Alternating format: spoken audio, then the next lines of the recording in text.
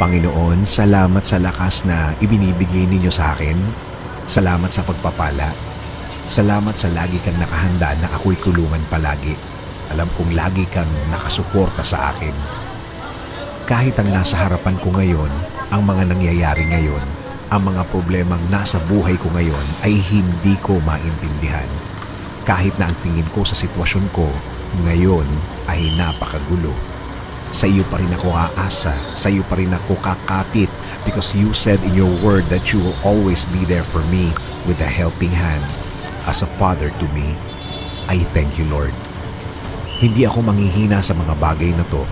Hindi ako mawawalan ng loob, hindi ako matatakot dahil naniniwala ako na lagi kang andyan para ako ay sagipin sa mga problemadong araw tulad ng mga nararanasan ko, Panginoon.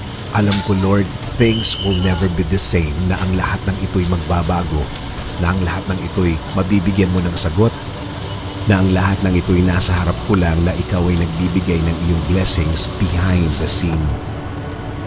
Dahil alam ko, Lord, na ako'y bahagi ng iyong plano. Plano para ako'y mapunta sa mabuti. Plano para mas mapaganda ang kinalalagyan